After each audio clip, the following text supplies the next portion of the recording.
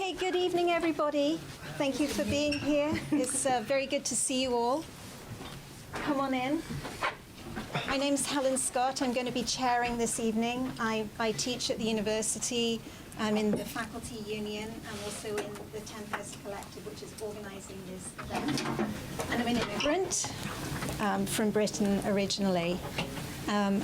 Before introducing our speakers, I just want to say that the Tempest Collective is a part of a national network of collectives. We organize around social justice, labor, immigrant rights, racial justice, gender justice, environmental justice, and we do organizing as well as educational events like this. And if you would like to know more, there's a sign-up sheet and there's more information. You can ask me afterwards. Secondly, I want to just recognize migrant justice and the fact that we're meeting in their wonderful organizing space. I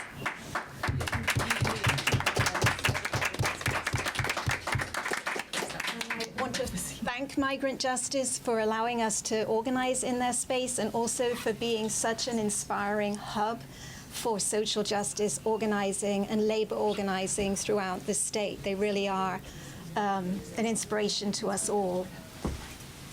So tonight's forum brings together some really wonderful Vermont activists who are all on the front lines of the fight for immigrant rights, migrant rights, refugee rights, and pushing back against this terrible threat posed by the Trump regime.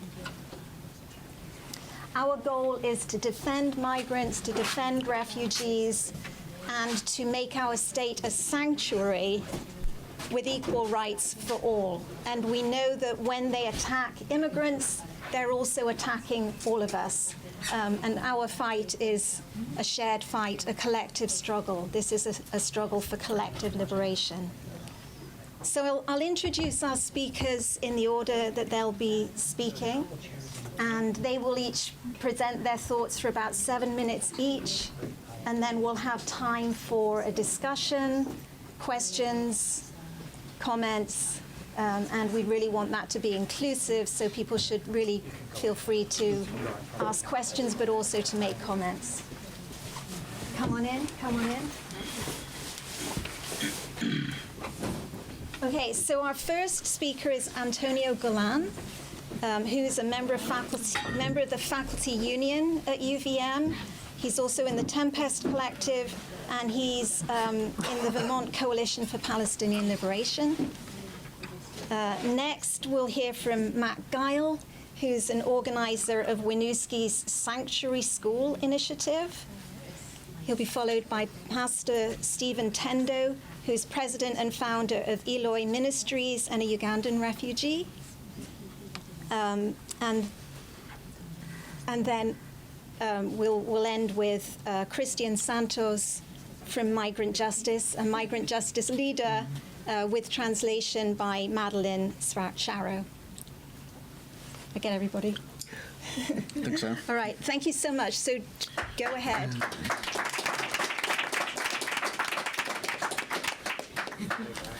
Okay, so I'll start us off. I'm tasked with giving a little bit of context for what the other speakers will speak about. My name is Antonio Golan. As Helen said, I'm a member of the Tempest Collective and faculty at the University of Vermont. I'm also the son of immigrants. And I'll also say that my father was an undocumented immigrant for a very brief time. Fortunately for me, it was a very brief amount of time, so it didn't really affect me. But he came to this country on a tourist visa, overstayed the visa, and then married my mom to settle the paperwork, so to speak. Hence me, yeah. So I think what I would begin by saying in terms of the context, I would begin by saying that the second Trump inauguration has elicited a much more modest response than the first Trump inauguration. The first time around we saw mass mobilization, most notably the Women's March on Washington, and the response to the second inauguration has been much more modest by comparison.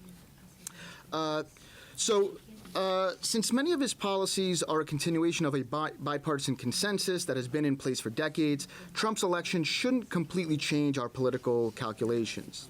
As it concerns immigration, Trump's announced attacks on undocumented migrants, far from being a deviation from previous administrations, are in fact the continuation of a bipartisan approach that effectively sees so-called illegal immigrants as a source of cheap labor from workers who have no rights. Undocumented workers are essentially second-class non-citizens. And while xenophobia and racism are complex issues that can't be reduced to economics, it is important to note that immigration laws don't actually stop the influx of undocumented migrants, and I would say that's not their intention. But what they do is help maintain a vulnerable domestic workforce that is less able to organize and defend itself. With that said, while the Trump administration is in many ways a continuation of a decades-old bipartisan consensus, we'd be foolish to underestimate the severity of the present moment. The second Trump administration, even with its many contradictions, is better organized and more focused than the first. This is symbolized by the image of Trump signing dozens of executive orders the day of his inauguration, but is also seen in important material actions such as the pardoning of those who carried out the January 6th attempted coup. Pardoning members of groups such as the Proud Boys promises to embolden the Trumpian rights paramilitary wing, which will produce attacks on marginalized groups. In this context, increased ICE activity here in Vermont, including potential collaboration between federal agents and local institutions, such as police departments, educational institutions, hospitals, etc., can be read as an analogous attempt to terrorize and, by extension, marginalize migrant workers and other vulnerable communities. In light of this repressive mobilization, the response from mainstream political actors has been nothing short of disheartening, and I'm going to give two quick examples, but I think there are many, many more. Here locally, Buddy Singh, the Democratic candidate running for the South District in the upcoming Burlington City Council race, was asked about the creation of safe injection sites here in Burlington, which has been a topic of conversation and debate locally. To the question, Singh responded by stating that while they support creating safe injection sites, White House policies may soon render them illegal, in which case they would be against them. So basically taking a cue from the White House and the federal government. Similarly, in response to Trump's dismantling of federal funding for potential progressive causes, UVM has essentially called for the avoidance of language that might trigger the Trump administration and thus lead to the losses of federal funding. DEI, inclusive excellence, and even climate change are being identified as language that the university may potentially have to avoid during the next 4 years. And there hasn't been much of a coherent response from the administration at UVM, but these are things that I've heard firsthand in meetings. And as someone that's been on university campuses for some time now, I'm confident that after this, the administration is coming for, the Trump administration is coming for the curriculum, and we've already seen this play out in Florida. I think that's kind of a foreshadowing of things to come. The point here is that liberal institutions are opting for adaptation rather than resistance. The idea is that we should keep our head down, not make noise, and wait out the next 4 years under the assumption that then things will go back to normal, which I think is a hell of an assumption. Faced with this political landscape, we need to fortify our political alliances to, 1, mobilize politically, and 2, engage in solidarity. And when I speak of solidarity, I'm talking about concrete material actions, not just symbolic ones. We need to see an attack on one as an attack on all. I'll close by saying that I think this panel does both those things. We're here gathering in this political space, but I hope that this provides an opportunity to build and fortify our network so that we can act in the near future, act together in the near future.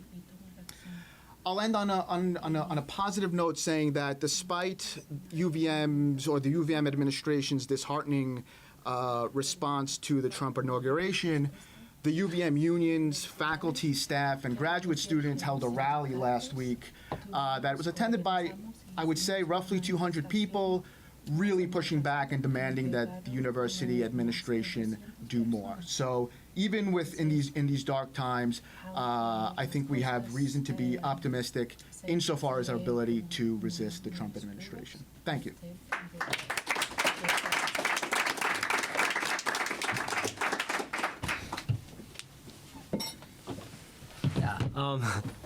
Thank you. I'm Matt Guile. I'm the librarian for the Winooski School District. And if you're not aware of the Winooski School District, we are definitely the most diverse student population in Vermont. And with the new Trump administration, the fear in our school district among our students and our families it's real and it's palpable. We already have families that are directly impacted by deportations already. So I've been organizing in all the ways that I can, but really the reaction among the teachers and the community in Winooski is everybody has just been looking for something to focus on and something to do. And the most immediate thing that we've been working on is that we're trying to advocate for a sanctuary schools policy getting passed in the Winooski School District. The process of passing a policy, it's like a three-stage thing. So we've already had a first read. The policy was drafted by our superintendent, who has been really, really thoughtful and active, Wilmer Chavarria, on immigration issues.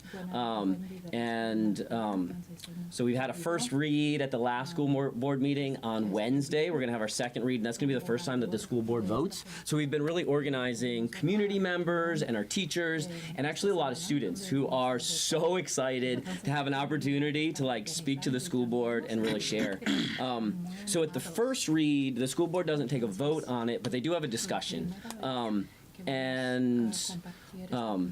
of our school board members were really supportive, but the biggest fear was that this would make our school district a target of the Trump administration, and sort of what that would mean. Are we putting ourselves out on a limb? I think that is a legitimate, real fear. But I also feel we can't sort of cede that ground before it's already been challenged. To just say, we're gonna, I think we need to proactively do as many things as we possibly can. And I think the best counter to that is to have statewide, to have other school districts stand in solidarity with Winooski and pass their own policies. So again, I've been organizing with teachers and community members and students to speak at this next school board meeting in support. But also I've been organizing with some NEA members and sort of members of other associations, trying to organize in their own communities in order to pass these policies statewide, and internally advocating that the Vermont NEA also pass it. So our local association, the Winooski Education Association, just last week voted to endorse the policy as written in Winooski. And then just today, the president of Vermont NEA has committed to endorsing the policy.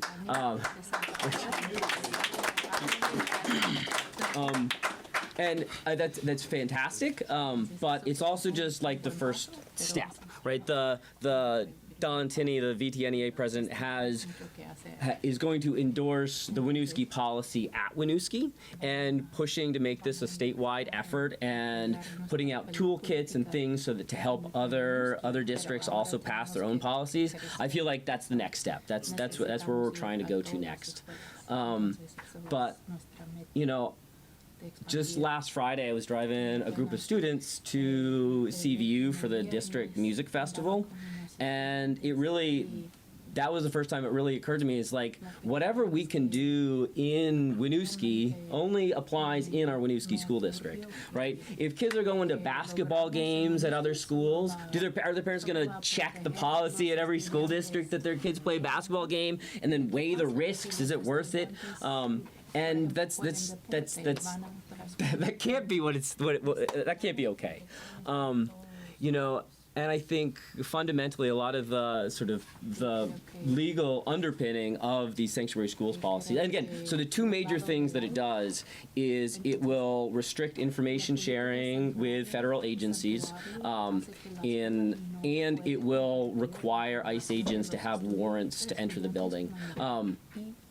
Again, which just feels like such small things, but that in some ways is the limit of what we can do to protect these students in our schools. That they can, because we already have students that are not coming to school, parents that are not participating in community events, parents that are not coming to school to pick up their kids because they are scared, right? And you know, part of what this policy will do is it'll communicate to the community, right? Like, we are not the federal government. We are here to protect you. We are here to educate these children, and we are here to support you. And I feel like that's one of the more important things that this policy is going to do. And yeah, it's. I don't know. The consequences for our students are just, it's extraordinary what the possibilities. Right? We have families with mixed immigration statuses, so some of the children will end up in unaccompanied minor detention if their guardians get picked up. Some will end up in DCF care. And again, we know with the last family separation, some of those families were never reunited, right? Like, these are like, the consequences are real and they're palpable, and these are kids that are just trying to sort of learn and grow and live, and the cruelty of it is staggering, yeah, you know, I think, you know, some of the other things that, you know, again, we're giving out know your rights cards. That's the other thing this policy does. We're going to have events for families and community members teaching them about their rights.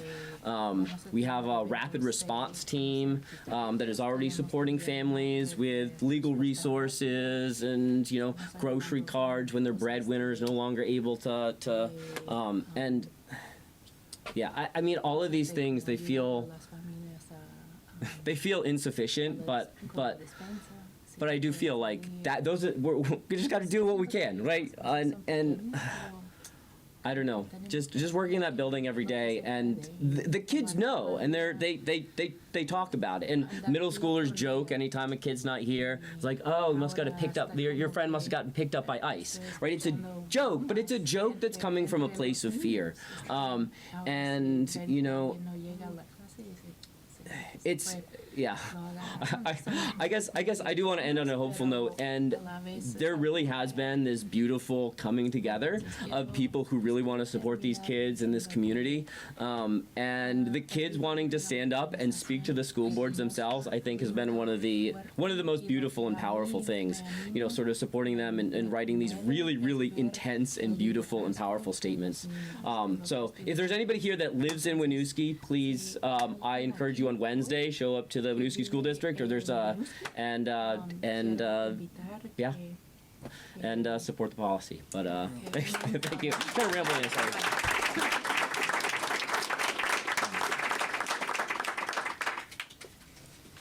There is something that catches my attention every other time I receive a threat from immigration. And that phrase that catches my attention is the preamble of the Constitution of this land. It says that we, the people of the United States, in order to form a more perfect union, establish justice, ensure domestic tranquility, provide the common defense, promote the general welfare, and secure the blessings of liberty to ourselves and posterity. Do ordain and establish this Constitution for the United States of America.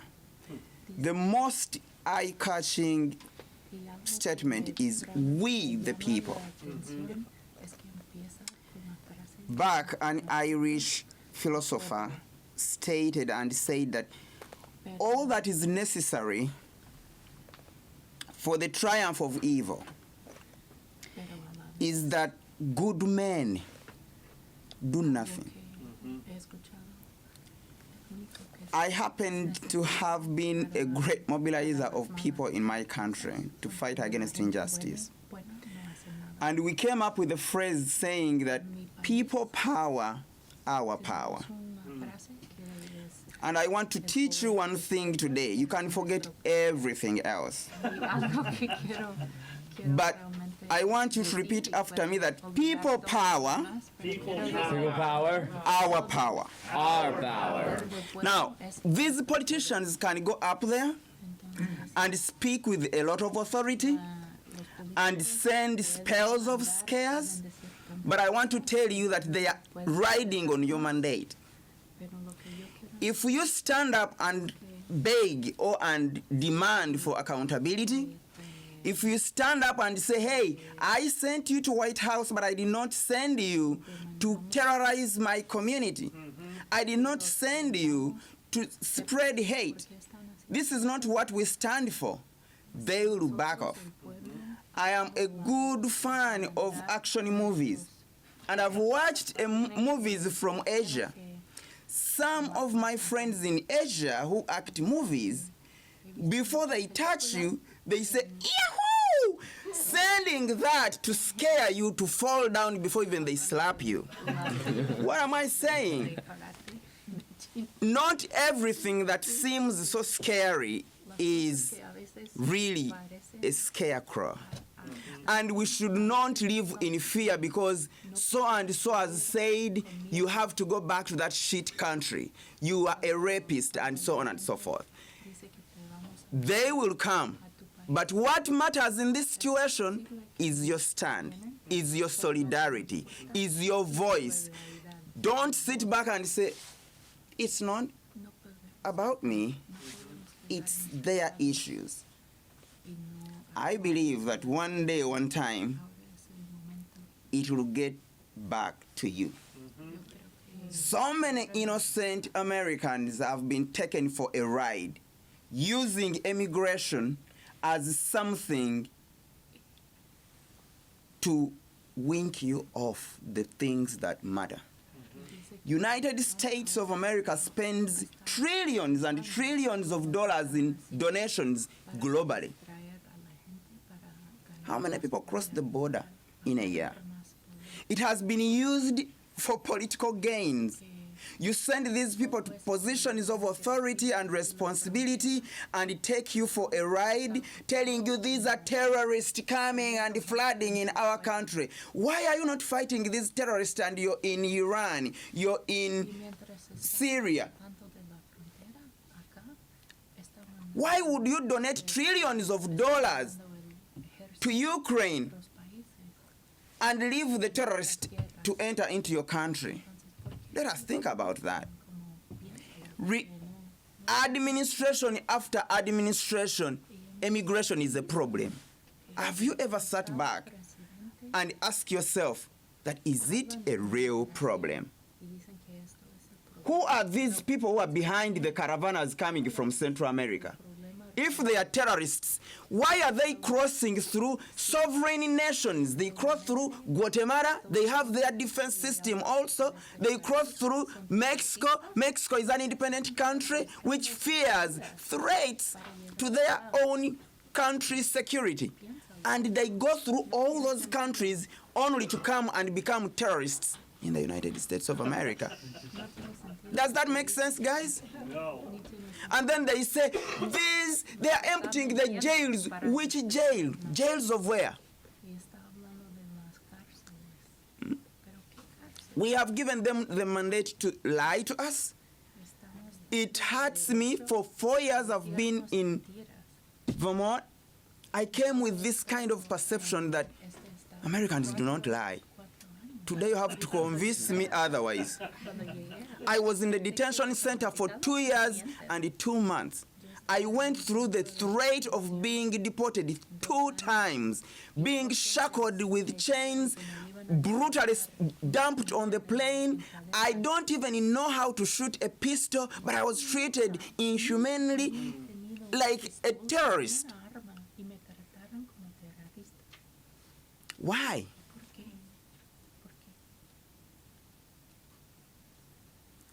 Immigration has been used for so long, and it is a great opportunity for you people to probe into it, to know why every administration is using immigration for their political gains.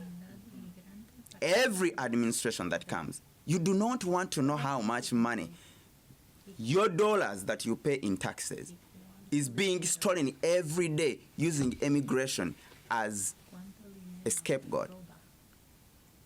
Being in a detention center for 2 years, I learned a lot of things that I had never known before. The money that is being charged per immigrant that is kept in the detention center. Who owns the detention centers? Who are the people who are eating through and from the detention centers? How much is charged from an indigenous or a taxpayer in America per every deportee that is being taken outside of this country? Close to 30,000 US dollars. How much does it take to charter those planes? Does that make business sense to such a great country like this? Why would people even do not? I've always known Americans to be the smartest people on earth. Why don't you probe into this?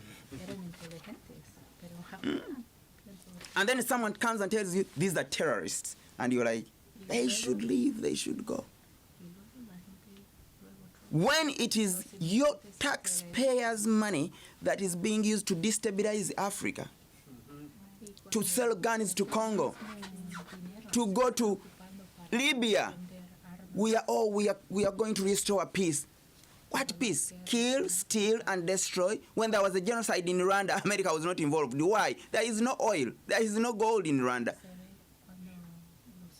But Libya, because of the gold and oil, Syria, oil, oh, we are peacekeeping.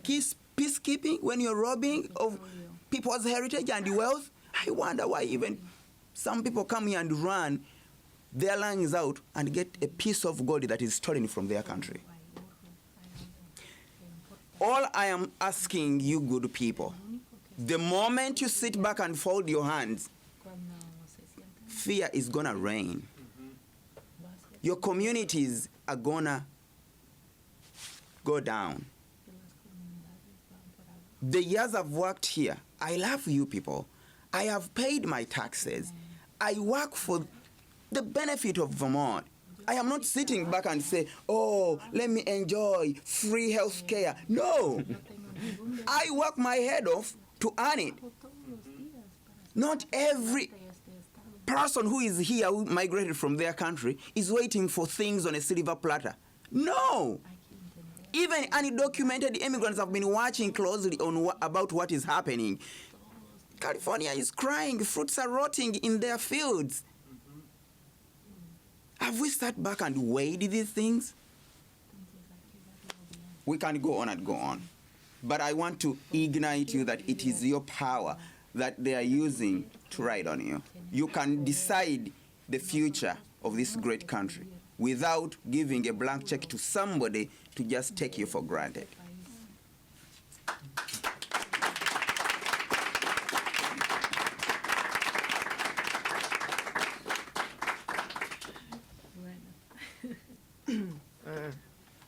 Hola a todos, mi nombre es Cristian Santos y soy parte de Justicia Migrante y estoy contento de ver todos aquí y escuchar opiniones de todos acerca de este nuevo gobierno que está aquí en este país. Hello everyone, my name is Cristian Santos. I'm part of Migrant Justice and I'm happy to see so many of you all here today. I'm glad to hear everyone's opinions about what's going on with the new government administration. Y quiero compartirles cómo mi comunidad se siente impactada con este nuevo gobierno, cómo este nuevo gobierno ha aterrado muchísimo a la comunidad, sobre todo los compas que están trabajando en los ranchos y en la construcción. I want to share how my community is feeling, how we're being impacted by this government right now, how we're feeling terrorized. And specifically, I want to talk about migrant workers on farms and in construction. Estamos regresando a 10 años atrás, cuando ni justicia migrante estaba y todos vivíamos encerrados en las casas, en los ranchos. We're taking steps back. We're going like 10 years back before migrant justice was even existed or organized. When we stayed at home, we weren't able to go out. Es muy triste ver retroceder eso en lugar de avanzar y dar un paso más hacia adelante. Estamos retrocediendo mucho camino que nos ha costado sobresalir, que nos ha costado ir paso a paso para vivir lo que estuvimos viviendo antes, a volver a regresar a lo que se vivió hace 10 años.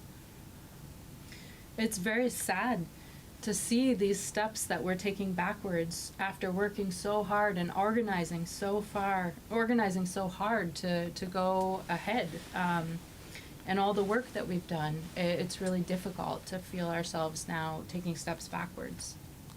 Creo que este gobierno, aparte de que afecta a la comunidad migrante, afecta a todas las personas, sin distinción de color, de cómo tú eres.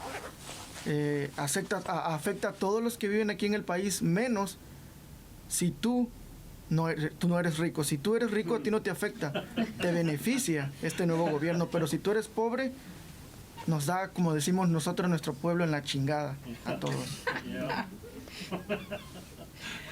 And I think that this government is affecting all our communities, everyone. Of course, the migrant community, but it's having a negative effect on all the people here, except people who are rich. It's really the rich people who are benefiting from this government. And the rest of us, if you're poor, if you're not part of the people who are rich, you're really, and he said, as we say in my country, you're como like you're fucked or you're like. Entonces, hace unos días estaba analizando acerca de cómo Trump habla acerca de la comunidad, donde dice que somos criminales, que venimos a invadir este país, que venimos trayendo drogas para afectar a su comunidad. Pero estaba pensando acerca de él, de que como una persona con más de 34 cargos es un criminal y estoy gobernando este país. A few days ago, I was thinking to myself about how Trump says that migrants, that immigrants are criminals, that we're invading this country, that we're bringing drugs here. But I was thinking about him, and I was thinking, how can this person with more than 34 criminal charges against him call us criminals? Entonces, aquí estaba pensando acerca de eso y la diferencia es, vuelvo a repetir, porque él es rico y a los ricos no se les toca.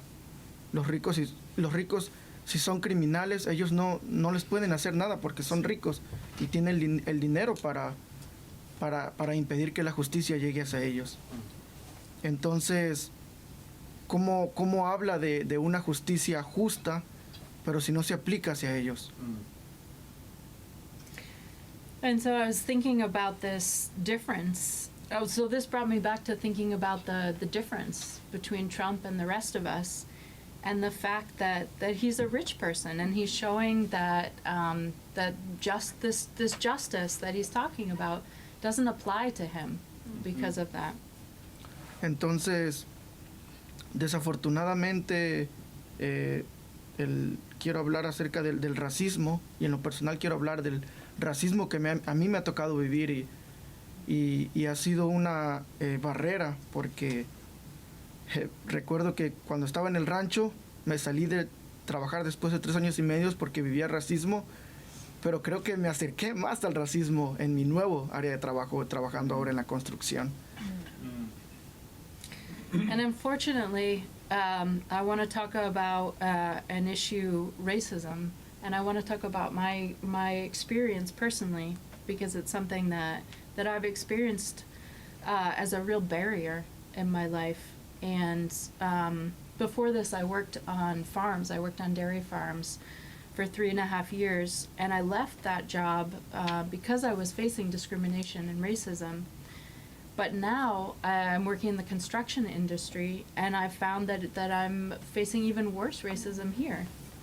Entonces, te das cuenta que no es el tipo de trabajo que la comunidad haga, ni si tienes papeles o no, sino es como la comunidad blanca está tratando a la comunidad migrante, como este nuevo gobierno maneja o engaña a la gente blanca, diciéndole que la comunidad migrante como es la solución de sacarlos de aquí para que Estados Unidos siga creciendo. And I've noticed that because of my experience, it's not the kind of work that I was doing or not doing, and it's not whether or not you have papers or if you have papers, but it really has to do with the color of your skin. And Trump is fooling white people in this country, saying that if you get rid of all the migrants or all the people of color, that things are going to be better. Entonces, quiero decirles que a pesar de que mi comunidad hoy siente miedo, estamos trabajando muy duro. En lo personal, yo he estado saliendo a los ranchos, educando a mis compañeros acerca de qué hacer si nos para la migra, de conocer nuestros derechos, de cómo poder enfrentar a la migra, si, aunque tengas o no tengas documentos, o si estás legal o no. Creo que eso es algo que he estado haciendo mucho con mis compas, educándolos de esa manera. But I want to say that even though we're feeling a lot of fear right now, myself and my community, we're working really hard and we're organizing. I've been going to farms, working with my community members to learn about our rights, doing Know Your Rights training, talking about what to do if immigration stops you. Entonces, creo que acerca de eso y acerca de también el programa que estamos llevando ahora contra Hannaford, Leche con Dignidad, va de la mano también con la comunidad.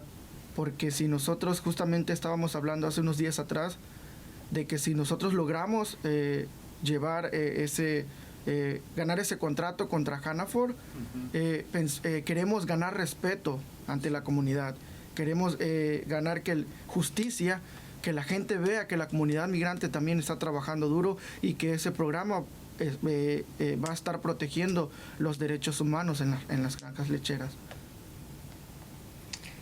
And something also that I've been thinking about, one of the other main campaigns of migrant justice is Milk with Dignity, trying to get Hannaford to join on to this program. And we were just talking about this the other day, is that when we get Hannaford to sign on to this contract protecting workers' rights, we're winning respect as a community. And we're creating, through that program, real protections, real justice. Entonces, sí, es muy triste todo lo que estamos viviendo ahora con esta nueva administración, pero no nos queda más que resistencia. Resistencia y seguir luchando y seguir unidos sin distinción de dónde eres, de cómo te sientes, cuál es tu orientación sexual, cuál es tu color de piel. Creo que tenemos que estar unidos para poder resistir estos 4 años.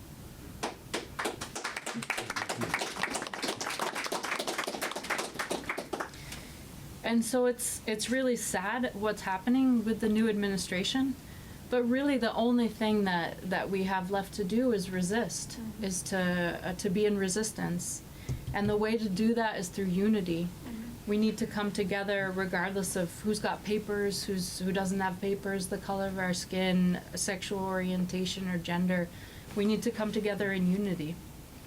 Sí, y solamente quiero cerrar con esto, con una imagen que me encontré hace rato en las redes sociales, donde decía que solo estamos a favor de la vida a menos que nazcas y seas gay, pobre, estés enfermo, seas inmigrante o no seas blanco. And so I want to close with an image that I just saw on social media that really struck me. And so it says, tal vez podemos pasarlo algo. ¿No lo puedes traducir? No, no, sí, voy a Okay. explicar. But so I'll explain it, and then perhaps there's a way for people to actually see it. But it's like two pictures next to each other, and one person is saying, "We're in favor of life," and the other side, someone is saying, "Unless it's someone who is born gay or poor or is sick or is an immigrant or isn't white." Gracias.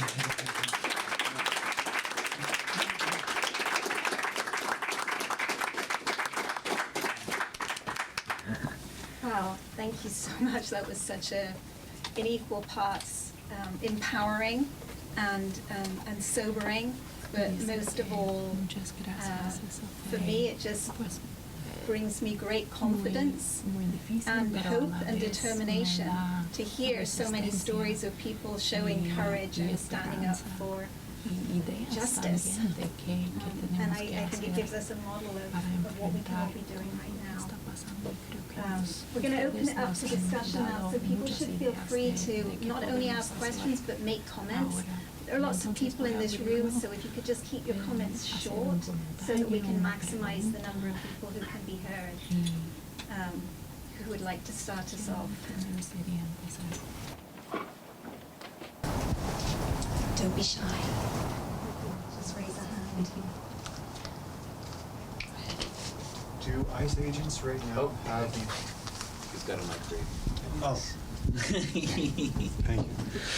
Do ICE agents right now have the right to just enter school without a warrant? So it's actually kind of unclear. Our superintendent he's implemented a procedure that hasn't been voted on by the school board yet. That does say you need a warrant in order to enter the school building. We actually, it seems silly, but we actually put up signs on every single classroom in the school, and got one outside my library that says "Private Learning Zone," which. There are some lawyers think that is an additional layer of protection to say this is actually, there's an expectation of privacy here. And it hasn't quite been tested yet. Is the central lobby in a school, is that a private zone that they would need a warrant to enter or not? So again, our school district preemptively just posted everything as private learning zone. Again, that's something that hasn't been tested yet. But if ICE did try to enter a building and could just say, that this lobby is open, what does that mean if they're trying to pick parents up at bus pickup? All of those things aren't things that haven't happened yet. So some of this is proactive, but the Trump administration is claiming it has the authority to do that because it's removed the guidance that they can't go into schools or hospitals or churches or stuff like that, which implies that they feel that they have that authority. Maybe to add on that, if there is any organization that have watched breaking the law with a lot of impunity, it is ICE. Yeah. ICE is not accountable for anything. They will knock you down, they will wrap you up, they will beat you up, they will put you on the plane. Nobody probes into that. They are dealing with a criminal, a potential threat to the national security. And when it comes to the Trump administration, it is even worse because they are promoted to do exactly that. You are inhumane or you're not a human being as long as you do not have papers here. Yeah, our school district's guidance right now is if you encounter an ICE agent, is they say pause, pause, involve, protect. So you shouldn't respond. Obviously, don't give any information in the moment. Delay as much as you can. Make sure you're texting administration, that they're contacting their lawyers. So nobody should be responsible for determining whether or not a warrant is true or not true. The difference between like a judicial warrant and an administrative warrant. Our school district has already done some training on that, but they're saying we should not be. In no way should we be responsible. That's something that would need to get checked by a lawyer. All of the and then lastly, protect. Again, if an ICE agent is acting illegally, right? If you feel comfortable, they said, our superintendent said, record, document. If you don't feel comfortable recording, then immediately after it happens, document it, write it down, contemporaneous notes.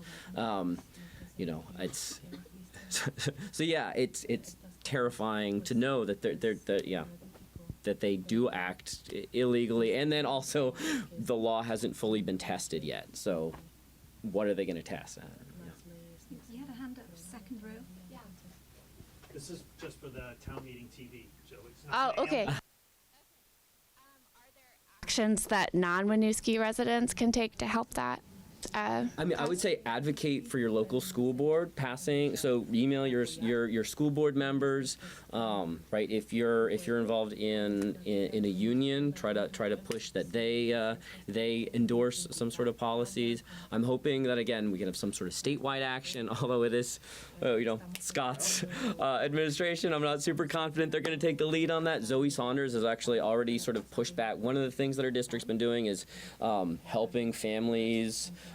Delegate power of attorney in case that they are deported so that their families don't get separated. And Zoe Saunders just issued some guidance saying that school districts shouldn't be involved in doing that. So a lot of this stuff is still, it's up in the air and it's unclear. But again, advocating locally that your local school district, I would say that would be an amazing thing to do, yeah. Is there a hand at the back there? Did I see? somebody at the back. I would really want to come back to you and say that you really have a lot of power. Not even the school board, but the community. 2 weeks back, I don't know what involved a border patrol agent in Newport somewhere, and he was hurt by Vermonters. That went all over the country. Yep. And I don't know the specifics, but hey, and I'm not advocating for violence at all, but a unified voice of back off Vermont.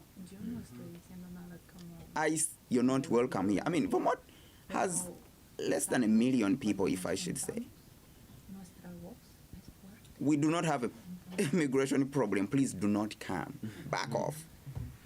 I think sending a unified voice and resist as much as possible is going to send shocking waves to the illegal actions of ICE. Because trust me, you may stop, you may not respond, you may write all the posters you want and put them on your doors. ICE is not bothered by that. They do things with a lot of impunity and they do things at their own discretion. So, putting up resistance, these ICE agents are members of our community. We know where they sleep. You know, they live among you. They are your relatives. Tell them that you should become humane. They do not come from California to operate here. They live with you. If you lay back and just watch them do these things with a lot of impunity and you do not walk up to them and tell them, hey, these are human beings like you, they are going to continue. So we should not fear them for who they are. They are also human beings like you. People power, our power. Wow.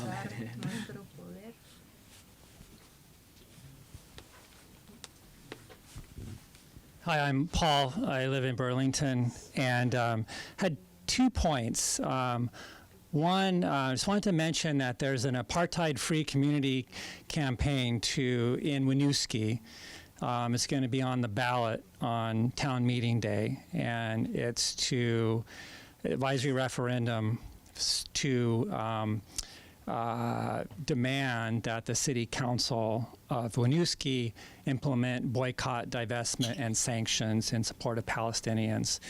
This committee has also been working with the sanctuary schools because we see that as part of apartheid in Winooski. Matt's on the apartheid organizing committee, the Apartheid Free Community Organizing Committee as well. So I think that's a connection that we can make, and people can join the organizing effort for apartheid free community.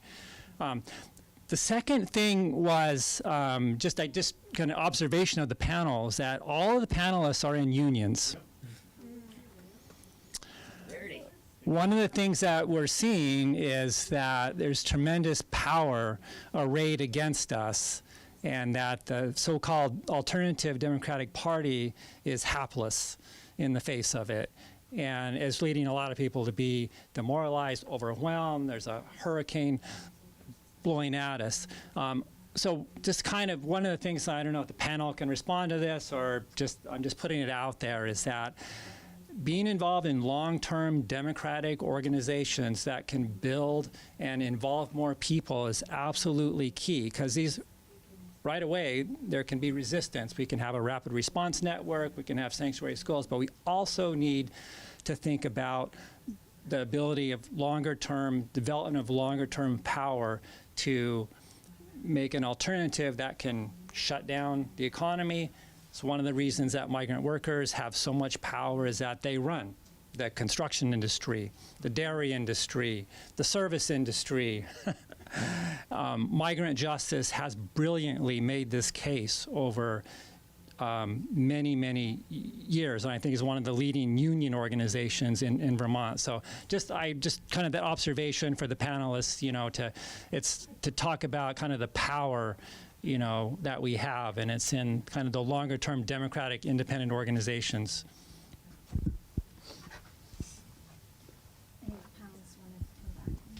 Yeah, on 21st last month, I was summoned by ICE to go to their offices. I've been required and followed the law for the last 6 years, including the 2 years I was in the detention center. And when I came over here, I was required to check in with the ICE once a year. We started with 3 months, we graduated to 6 months, until we reached once a year, and on phone and email. I did that in November last year, and they gave me up to November this year. But few days to the inauguration, they sent me a shocking letter saying that you should come with all your belongings and all your immigration paperwork on this date and report. Knowing how cunning this institution is, I freaked out. My body started producing toxins, only toxins. My mouth became sour. You don't know what it means to be told that you're living right now. And you're looking at your apartment, you're looking at your car, you're looking at things that you've worked. No chance to say goodbye to your friends. No chance even to wait for your pay. If you have little money in the account, it's left. Everything. And I froze. I didn't know what to do. So I called my lawyers, I called my union members, and mobilized the community, Central Vermont Refugee Action Network. And within 2 days, we were able to mobilize close to 125 people. Most of them coming from UVM. So I present myself to ICE, but the entire building was surrounded by people. And that is a week before, there was a border patrol who had gotten hurt because of something that I cannot tell. So we find this man who heads ICE in St. Albans, and is shocked and is like, can you please tell them go off the glass? People power. Our power. Yeah. And so I'm like, they are good people. They are not going to do anything. They just came to say goodbye to me in case anything happens. And then he starts apologizing. It was my very first time to see an ICE agent apologizing. We are not, this is not malicious, Mr. Tendo, this is not malicious. Instead of grilling me and asking me all the stupid questions that they normally ask, it took me 15 minutes and I was out of there. And they told me, oh, we are reversing the way you've been reporting. You'll be coming back after 6 months. You report in person. I don't want to take that lightly because going there, I need all of you to come and show power. And so one action that we can take all together, anything that happens to a Vermonter who is an immigrant who is supporting our community affects all of us. If we can hear that somebody is being raided, we can all go and they take all of us. Other than getting, it's as if we are in a cage of like chickens where they just come and pick one and to be eaten and then they leave others to come back the next time. But working in solidarity and telling them that we are not approving what you're doing works a lot. I've seen it work.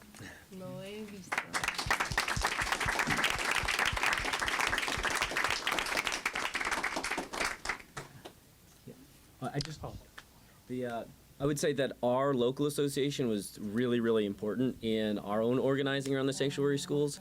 Also, it was the association connections that got me here tonight through Andy from the Howard Center Association. We've got a loose group of union leaders from across the state that helped with an email campaign to all of our NEA board of directors and emailing our NEA president in order to get that passed. So again, I really feel like it was all of those connections, these connections between unions, these connections within unions. We have these pre-existing structures that we're able to sort of get the information out, to organize everybody for the public comment, to make sure all of these things happened, right? Having those structures in place really made it like, it was almost like it just kind of happened. We just started talking about it. I told the association about it. People ran with it. I could hand things to somebody. We're like, oh, can you organize the middle school teachers for that? And it just happened, right? All of those things, we shared the load, right? And people are standing in solidarity with each other, and that's how we make things happen and change.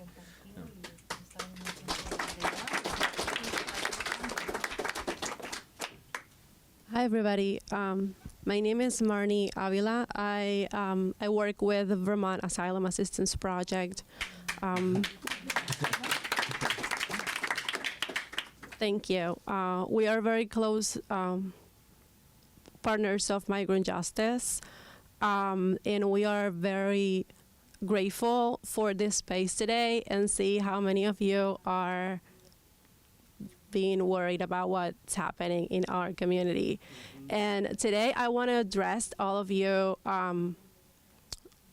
as I'm gonna wear two hats. I'm gonna wear my Vermont Asylum Assistance Project hat, and then I'm gonna wear my own and share a few things. So from a VAB perspective, I wanted to share, I'll take a few notes. So if you see me looking at my phone, it's because I don't want to miss anything. I don't know if all of you are aware, Vermont Asylum Assistance Project is an org that provides legal services to the immigrant community in Vermont.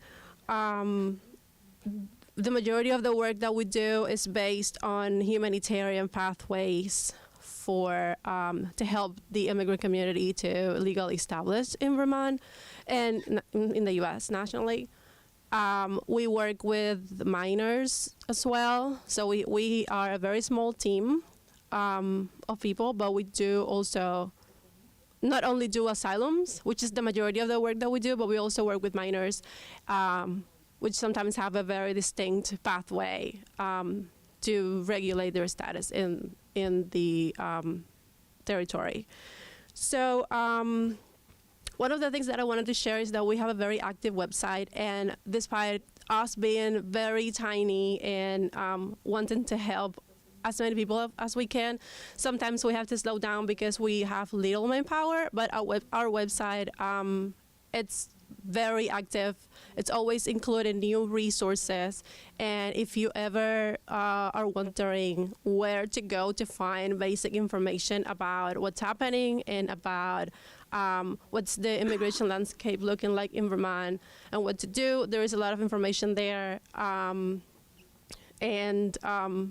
Our executive director is very active in the policy arena in Vermont, so that information is also included in the website.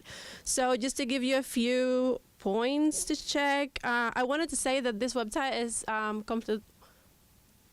completely, but we do our best to keep it multilingual. So you will find information there in English, but also in Spanish and other languages, French, we have Portuguese, and others, but the majority of the languages that we have in Vermont, you will find the information there. So information on red cards, which personally, I being myself an immigrant, find it very useful. My brain also freezes sometimes when these things happen. It doesn't really matter if I have a legal formation back at home or if I work with legal issues here. Everybody freezes when they see eyes at some point, and those cards are probably, they can come handy. We also have some information about Know Your Rights, information about sanctuary schools as well. And lately, we added a video from Vermont Language Justice Project on guardianship, which is a video about making a family planning case. One of the parents or both parents have an encounter with us, or they are deported, what to do with the children, and how to designate someone who cares for the best interest of the child. So I don't want to make this like super long. That was Vermont Asylum Assistance Project SAD. Very quickly on my own. I am also a part of the immigrant community. I come from Cuba. English is not my first language. And sometimes we actually just underestimate the complete calmness of just walking through the street, speaking your own language, and nobody really cares. The fear is something real, and sometimes we are thinking, should I even be speaking right now? Like, are the people around me going to do something, going to have like certain actions towards me just because I look different? Should I keep my mouth shut and not speak at all? So that's also something that it's happening to us, and it's happening in a bank. It's happening in a store. So whatever you guys are working every day, like your daily activities, probably you are crossing pathways with someone that lives in fear, or at least at that time is in fear. I just wanted to put that out there because sometimes we don't know. But I guess now it's like probably a good time to, raise our awareness, because it's not a normal situation. So nobody will blame anybody if you wouldn't know, oh, this person seems like it's probably scared. But just lately going to Walmart is an issue. So I just wanted to say that. Thank you.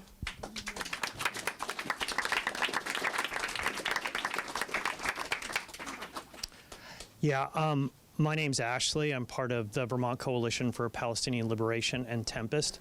And when I was hearing you speak, Marnie, right? Yes. Marnie, it makes my blood boil that we live in a society where people are afraid to speak in their own language.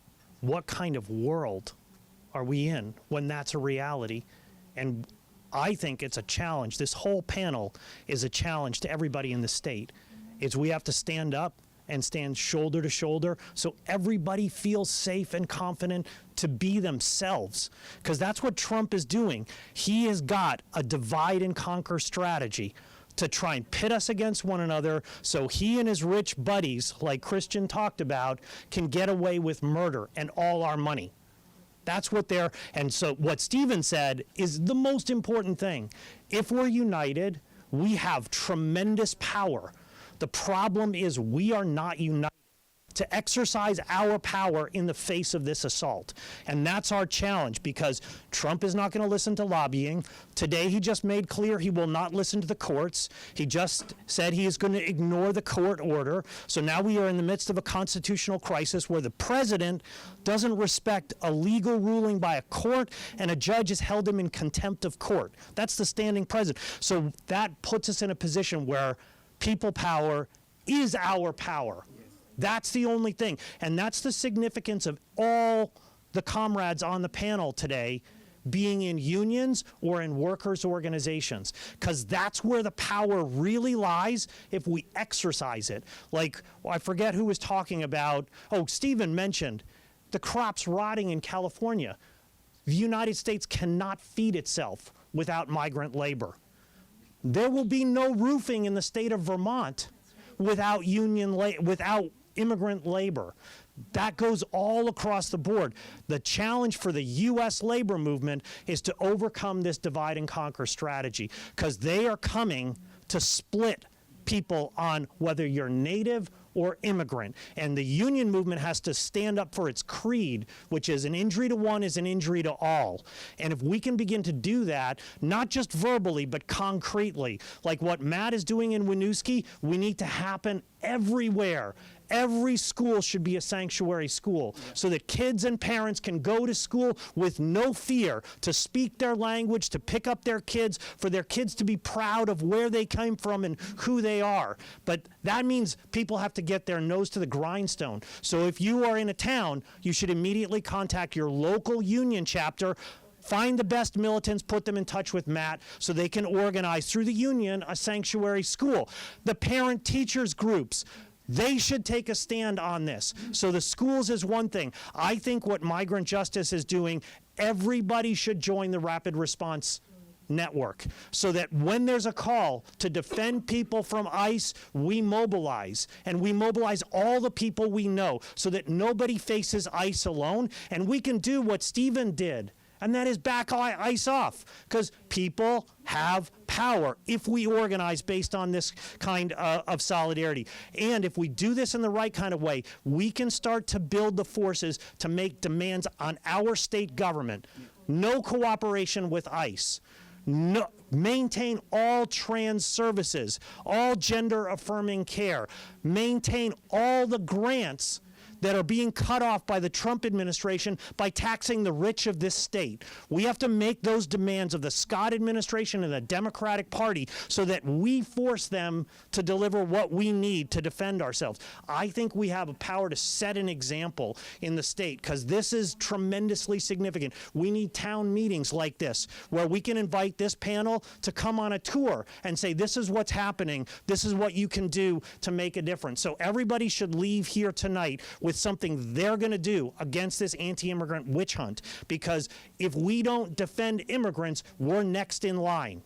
Everybody should really think about that, because not just verbiage. The Trump administration wants to fire 2 million federal workers, wants to suspend all sorts of essential services. So if anybody thinks it's just them, it's not us, they're fooling themselves. They first attack where they can get away with, and we don't defend them, we're next in line. So we're all at stake in this fight, and we have to unite and fight, and Stephen's absolutely right. People power, our power.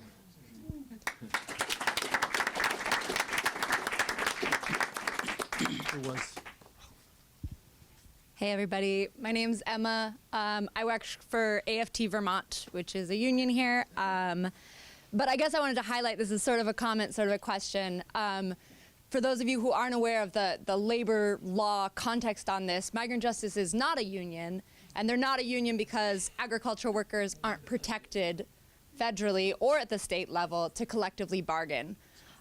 So it's, Migrant Justice, but I think Migrant Justice is such a beautiful example of, despite not having those federal protections, they've created a democratic institution that is driven by workers and has that same democratic structure base that a union does. And they've been able to be incredibly nimble in different political climates because they're not tied or tethered to like what the National Labor Relations Board says you can or cannot do. And I think that should be inspiring for all of us in moments when we're gonna see official privileges revoked or whatever. It doesn't matter. Like the laws don't matter. They did, it's a rich man's world, as Christian was saying. And so what matters is like what you can do with your friends, with your community, with your world here, which I think is what everyone's saying. But I did want to ask Christian to talk a little bit more about, you mentioned working in construction. I know that there's been an exciting development in the world of construction and migrant justice. I'm wondering if you could just let folks know about what that is and what that means for workers right now.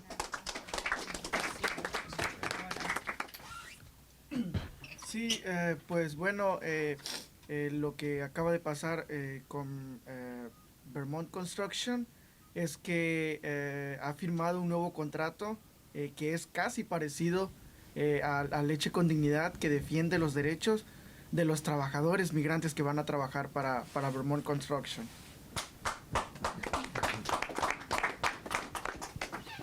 Yes, what happened is that a company called Vermont Construction signed an agreement to set up a program that's really similar to the Milk with Dignity program in that it protects the right of workers within their building, their construction site. Sí, entonces es algo que empodera a la comunidad, porque es un programa creado por trabajadores a beneficio de los trabajadores que trabajamos duro en la construcción, y creo que lo mínimo que merecemos después de trabajar duro es dignidad. It's something that empowers the worker community. It's created by workers in the construction industry, and it protects our rights. And it is, even though we're working really hard and these are really challenging times, this program gives us dignity.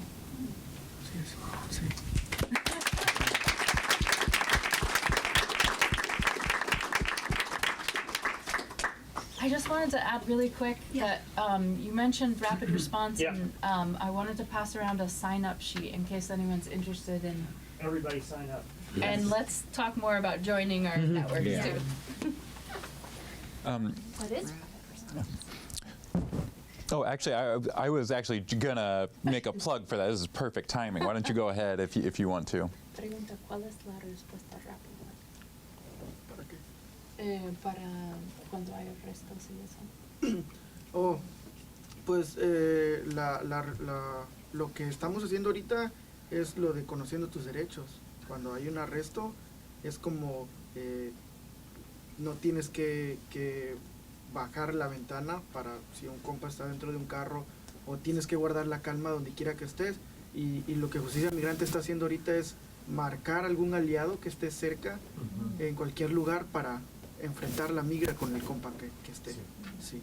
Pero quiero decir también que no depende de la persona que llegue ahí, sino también del compa que sepa qué hacer en ese momento. Y es ahí donde vuelve a entrar de conoce tus derechos.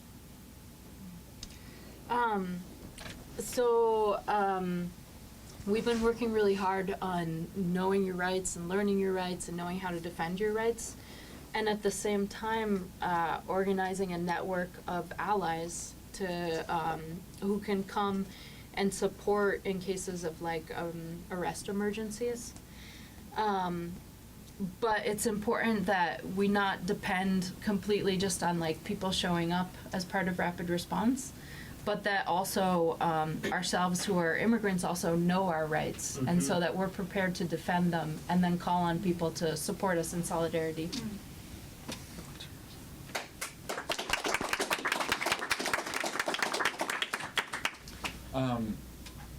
Yeah, so a lot of what I'm touching on has been, echoed by many of people here already, but I'll go ahead and repeat some of it because I think we gotta get it over and over again because it's so important. But I think that it's really important for, I think, all of us to recognize that a lot of what the Trump administration is doing right now is counting on us being afraid, and that fear paralyzing us. and you know, we are living in frightening times. I think we need to be real about that it's a very scary situation that we're in right now, but that we cannot let that fear paralyze us, because again, that is what the Trump administration and this reactionary right-wing force is counting on. And so, you know, I think the reason that all of us are here is asking that question of like, what can we do to fight back? And, you know, and again, what so many people have touched on that I just want to repeat is, you know, that any of us as individuals can do very little. You know, me just as myself, like, what can I do to fight against the federal government? Not a lot, right? But you know, but me getting involved in collective organization with other people acting collectively, that is where our power comes from, as Stephen so beautifully articulated. And so, like, that's, you know, I just want to keep like encouraging these points that people have been talking about. It's like, get involved collectively. So if you're in a union, get plugged into that union. You know, I'm the vice president of the Howard Center Union, and we're working right now to figure out like what is our response as the Howard Center Union going to be, and how are we going to be able to collectively organize to fight against this. If you're not in a union, you know, get plugged into, you know, other political organizing groups, or go ahead and talk to your workers, because you don't need to be in a union to collectively organize in your workplace. Yeah, you know, please do join this rapid response network, because these are the types of collective actions that are going to be necessary. And I'll just end by saying, you know, that I think a lot of the reasons that the Trump administration is relying so much on this fear and paralysis is because they are not actually as strong as they want to make themselves out to be. I think they are banking on the paralysis of the population in order to get away with a lot of what they're going to be trying to do.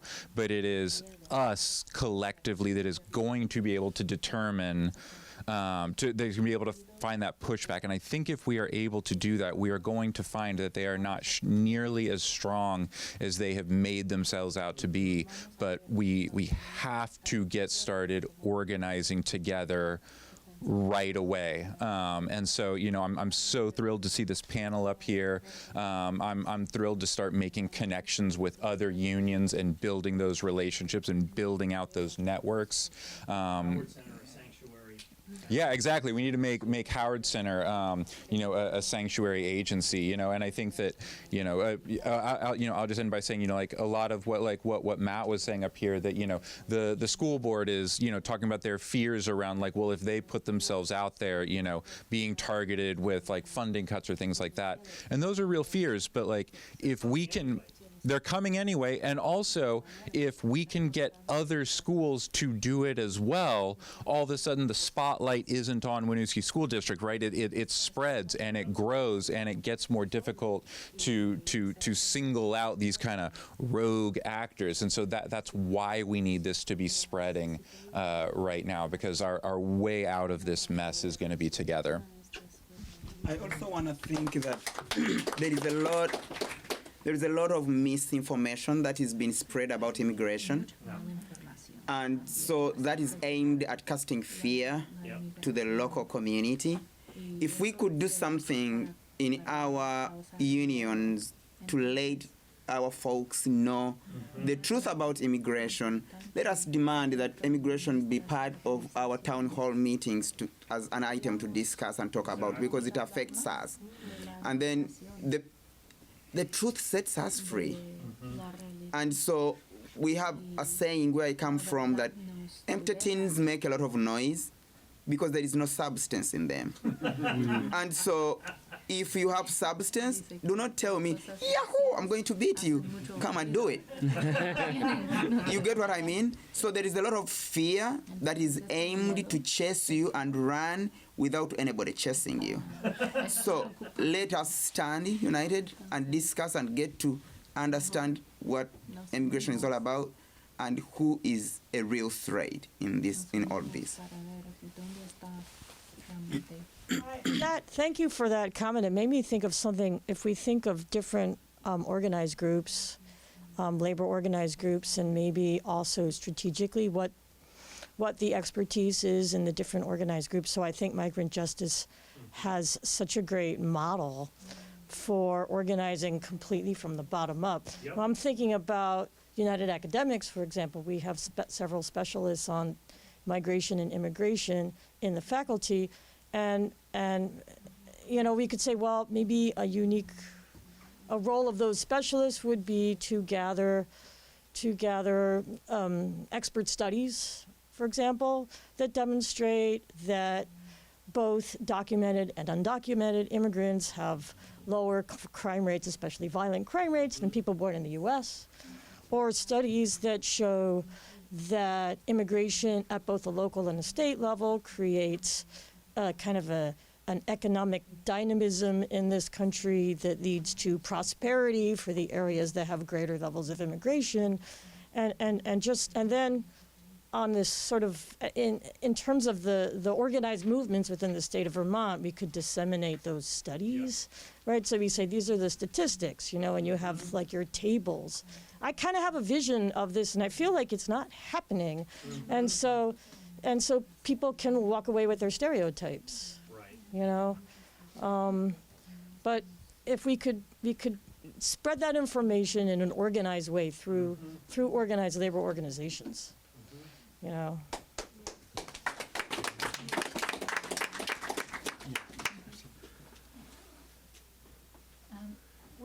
If there are any last comments or questions? We're almost at time, so if not, I think we'll just throw it back to... Can I just say one thing? We'll just throw it back to a person with the microphone, and then the panel. The resistance has already begun. If people have watched in LA, immigrants in LA took over the freeway in the thousands. In Chicago, they launched a day without an immigrant, and 50,000 teachers and students called in sick to the Chicago public school system. There is going to be an immigrant-led resistance, period, whether we organize it or not, because people are not going to be treated in this inhumane fashion, and they're going to fight. The question is, the rest of us, are we going to stand with them? That's the test that we're put to. Oh, you don't need that. You got it. Do you want to go ahead and make a brief comment before we throw it back to the... I'm Jordan, a first-generation Bosnian diaspora, a member of the Vermont Coalition of Palestinian Liberation. I also pitch in with our partner organizations whenever they need a hand.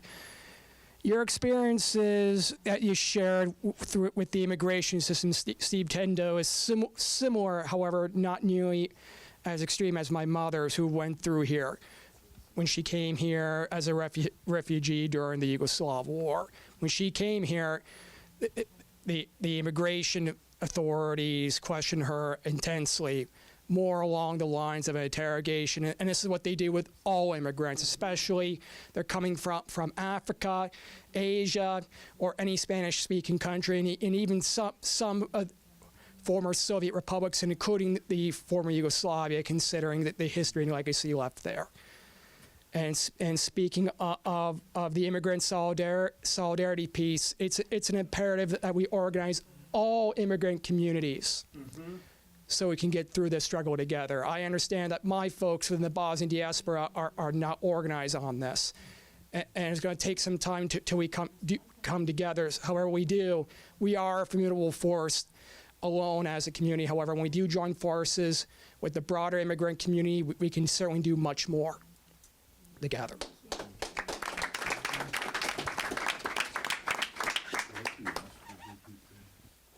So, last word for our panelists. Do you, go in the same order or reverse order? Sure. So I'll just quickly say that speaking to this idea of people power, that institutions tend to be very conservative in that they just don't want to be bothered. They want to keep things calm. But I think if we think along union lines, and along mobilizing people, along the lines of mobilizing people, we can very much influence the institutions around us and pull them in our direction. So I don't think the battle is lost, but I do think it is on us to take action.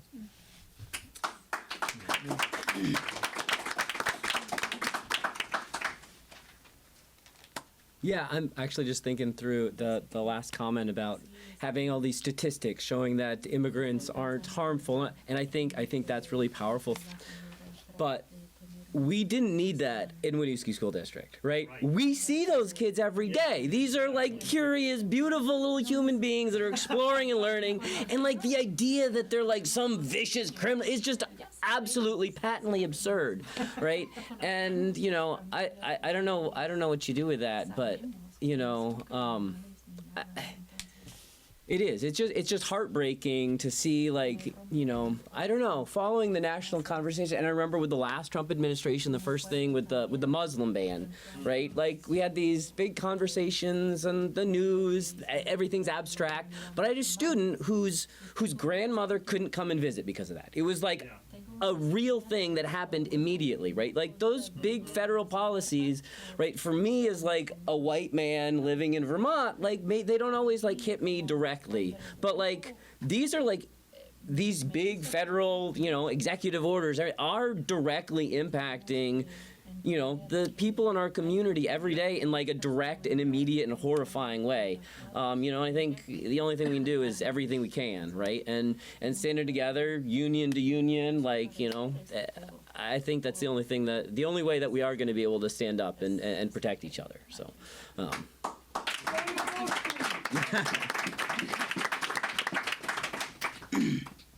I'll continue to say that people power. Our power. There is a lot that you can do. Every time you sit back and fold your hands and start whining, you don't make a change.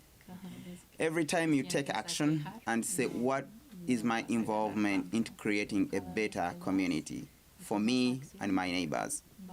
What can I do to create an impact? I work at the hospital, and every single night I take care of over 8 patients.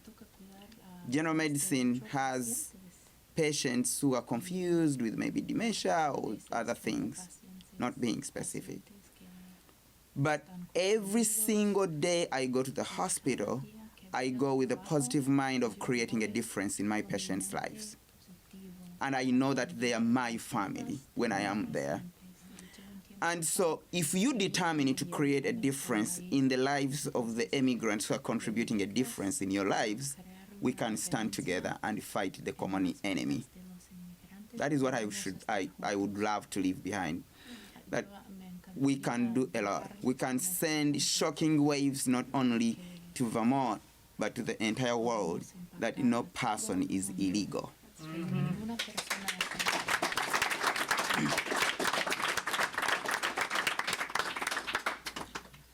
Bueno, yo solo quiero decir una frase para terminar, es que juntos venceremos.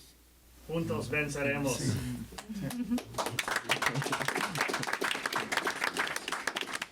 I just want to say one phrase to end us.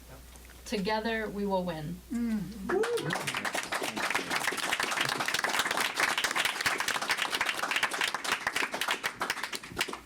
Big thank you again to all of our speakers, really generously giving your time and your energies and bringing this message to us all. One quick message about an action coming up.